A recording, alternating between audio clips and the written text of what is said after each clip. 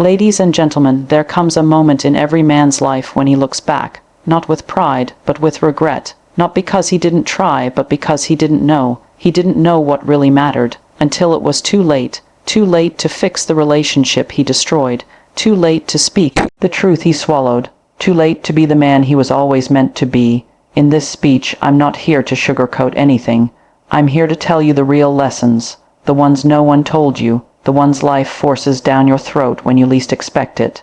These are the 7 lessons men learn too late in life, and my hope that you don't wait until life humbles you, that you hear this now and act now. Men are taught from an early age that showing emotion is a sign of weakness.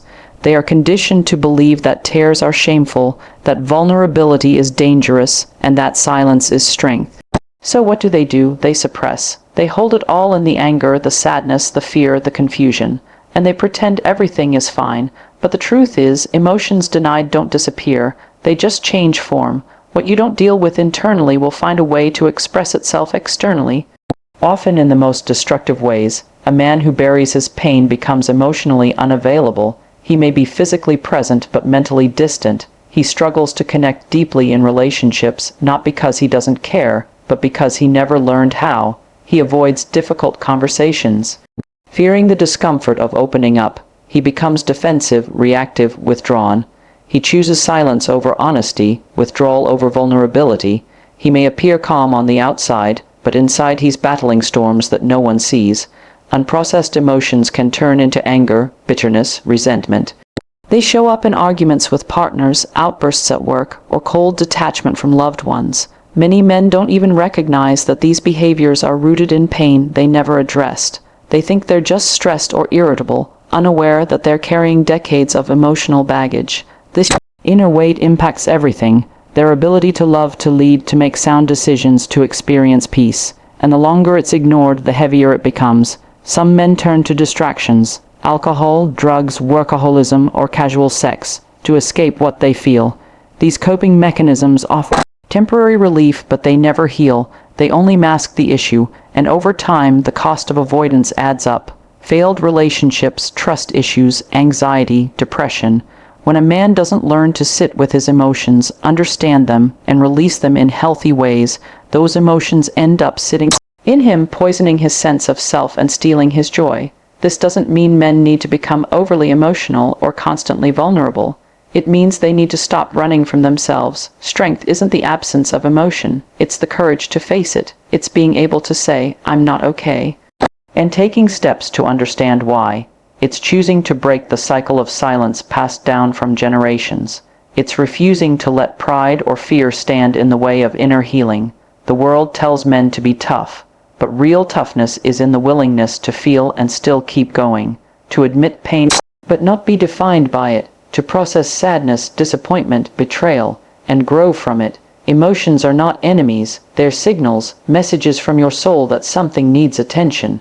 When ignored, they get louder. When denied, they become destructive. But when acknowledged, they become teachers. They help a man grow in wisdom, depth, and emotional intelligence. Many men reach their 40s, 50s, or even 60s before they finally realize that what they've been running from their entire life was never the enemy. It was the gateway to their freedom. The real tragedy is not feeling too much. It's feeling nothing because you were taught to shut it all down.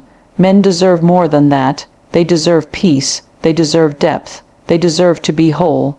But that can only happen when they learn to stop denying their emotions and start facing them with honesty, compassion, and courage. From the time they're young, many men are told that their value lies in how many women they can attract.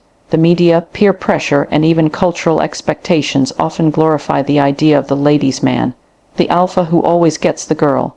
As a result, a lot of men grow up believing that validation comes from attention. They start chasing women, not because they truly desire connection, but because they think being wanted makes them worthy. But what no one tells them is that the pursuit of women without a sense of self-worth is a hollow game that never ends in fulfillment. A man who chases women to feel whole is running from a void inside him. He may dress well, speak confidently, or charm with ease, but underneath all of that is a deep need to feel significant, admired, and enough. He believes that if enough women find him attractive or desirable, then maybe, just maybe, he will finally feel valuable. But no matter how many women show interest, that empty feeling doesn't go away. It keeps resurfacing louder each time, because external validation can never fill an internal wound. The problem is not in desiring romantic relationships. It's in depending on them to define your identity. When a man makes women the center of his self-worth, he loses himself. His mood depends on whether she texts back. His confidence crumbles when he's rejected. His focus shifts from purpose and growth to constant pursuit. He becomes reactive instead of intentional. He forgets who he is when he's alone because he only feels alive when he's being desired. This leads to a cycle of highs and lows, a roller coaster that drains energy, focus, and clarity. This kind of mindset also sabotages relationships. A man who looks to a woman to heal his wounds puts an unfair burden on her. He expects her to constantly reassure him, validate him, and make him feel complete. But no relationship can survive when one person is using the other as a mirror to feel worthy. It creates neediness, jealousy, control, and fear of abandonment. Love turns into obsession, attention turns into addiction, and eventually things fall apart, not because love was absent, but because identity was never secure to begin with. Men who rely on the chase often avoid doing the deeper work. It feels easier to impress than to reflect, easier to seduce than to heal, but that's a dangerous shortcut. Because every unresolved issue will eventually surface, and no amount of flirting or attention can silence the inner voice that whispers, "You're still not enough." It's in stillness, not in seduction, where real confidence is born. It's in purpose, not in popularity, where true fulfillment is found. A man who stops chasing and starts building himself becomes magnetic in a different way. He attracts from wholeness, not hunger. He connects because he wants to share his life, not because he needs someone to complete it. He stands firm in who he is, whether someone loves him, leaves him, or ignores him. He stops being a slave to attention and becomes the master of his energy. That kind of man doesn't run after women. He attracts those who respect his value because he respects it first. There's nothing wrong with wanting love, but the real question is, do you want it because you're ready to give or because you're desperate to receive? Until a man finds value within, he will keep searching for it in all the wrong places, and the cost is always greater than the reward.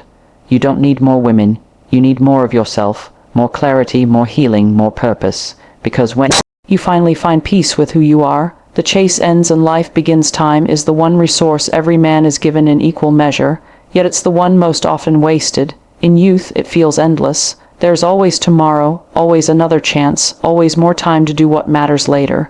But that illusion fades as the years pass. Responsibilities grow, dreams shrink, and suddenly life becomes a series of routines instead of purposeful steps forward. What most men don't realize until much later is that every second they spend doing what doesn't matter is a second they will never get back. Every day wasted on distractions, people who drain them, or pursuits that lead nowhere is time stolen from their future. The problem is that the value of time isn't taught, it's discovered, often the hard way. It's discovered when years have been lost in a toxic relationship, when energy has been drained building someone else's dream, when potential has been buried under fear, laziness, or indecision. Men look back and see how much they gave to things that gave nothing in return. They start to see that the clock was always ticking, and they weren't paying attention, chasing temporary highs. Whether it's through partying, scrolling, arguing, or proving themselves to people who never mattered, becomes the norm. It feels harmless in the moment, but over time it adds up. The cost is not just lost hours, it's lost growth, lost peace, lost identity. A man who doesn't control his time eventually finds himself controlled by everyone and everything else. He reacts instead of plans. He drifts instead of decides. He becomes a man full of ideas but empty of results, not because he lacked talent, but because he lacked discipline. Time doesn't stop for confusion. It doesn't wait for motivation. It moves forward with or without your permission. That's why clarity is so important. A man who doesn't know what matters will waste his days on what doesn't. He'll spend years trying to be liked instead of respected. He'll delay hard decisions because comfort is easier. He'll keep people around out of guilt or habit, even when they're draining his future. And when he finally wakes up, he's not just older. He's behind in purpose, behind in peace, behind in becoming the man he was meant to be. The truth is, every man is already spending his life. The question is, what are you buying with it? Every hour you spend is an investment. Every day you give is a choice. Are you spending it on growth, purpose, love, legacy, or are you spending it on stress, distraction, drama, and regret? Because life will not refund what you waste, and no one gets more time. They just use it differently. The men who rise are the ones who take time seriously. They protect their mornings. They choose who they allow access to. They say no often. They prioritize what builds them instead of what entertains them. They don't chase every opportunity. They focus on alignment. They know that discipline is freedom, and they understand that every yes to one thing is a no to something else, so they make every yes count. What separates men who succeed from those who stay stuck is rarely intelligence. It's how they use their time. Success doesn't come from being busy. It comes from being intentional. It's about using your hours with purpose, living your days with urgency, and recognizing that someday is not a strategy. The clock is always ticking, and eventually it will run out, whether you're ready or not. The men who learn this early win. The men who don't often spend the rest of their lives wishing they had. From a young age, many men are taught that strength means silence, that talking about pain, stress, or fear is a sign of weakness, that admitting you're struggling makes you less of a man. So they learn to hide. They smile when they're hurting. They push through when they're breaking. They bury every emotion deep inside because they've been told that no one wants to hear about it. They confuse suffering in silence with being strong, and over time, that silence becomes a prison. The truth is, silence in struggle is not strength. It's slow self-destruction. What you refuse to express starts eating away at you from the inside. The weight you carry alone gets heavier with each passing day, and eventually, it shows up in ways you didn't expect. In the way you withdraw from people who love you, in the way you lose passion for the things that once lit you up, in the way anger starts to surface at the smallest things, not because you're angry at the world, but because you've never given yourself permission to feel, process, and release the pain that's been building. Many men suffer in silence because they don't want to be a burden. They believe no one would understand, or worse, that no one would care. They think their problems are theirs alone to carry. So they go to work, they smile at dinner, they laugh with friends, all while dying inside. They overcompensate with achievements, distractions, or humor, hoping that if they just stay busy enough, the pain will fade. But pain doesn't fade when it's ignored. It festers. It grows louder, darker, and more destructive over time. Some men lose themselves completely in the process. They forget who they were before the silence. They stop recognizing the man in the mirror because they've spent so long pretending to be okay. They convince themselves that as long as they're functioning, they're fine. But functioning isn't healing. Surviving isn't thriving. There's a difference between enduring life and living it, and that difference starts with honesty. First with yourself, then with others. It takes more courage to admit you're not okay than to keep pretending that you are. It takes more strength to say, I need help, than to keep carrying a burden that's slowly breaking you. There is nothing weak about reaching out, opening up, or seeking support. In fact, those are the exact steps that lead to real transformation. But too many men wait until they're at their breaking point, until the marriage collapses, until the anxiety becomes unbearable, until the darkness becomes too deep to climb out of on their own. The fear of judgment keeps men quiet. The pride of appearing tough keeps them isolated. But healing doesn't happen in isolation. It happens in connection. When a man finds a safe space to speak, to feel, to unravel, something powerful shifts.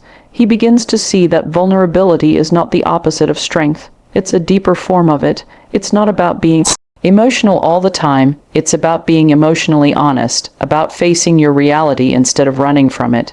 So many men walk around with silent wounds, childhood trauma, betrayal, failure, shame, never realizing that the silence is what's keeping the wound open. Talking doesn't always fix the problem, but it opens the door to solutions. It creates room for clarity, perspective, and peace. When you bottle everything up, you rob yourself of the freedom that comes from release. You stunt your own growth by holding on to things you were never meant to carry alone. You weren't built to break. But you were also never meant to carry every burden in silence. The pressure will crack even the strongest man if he never gives himself the permission to release. Healing doesn't begin with answers, it begins with honesty, and silence, no matter how stoic it looks on the surface, is never the answer when you're slowly falling apart inside.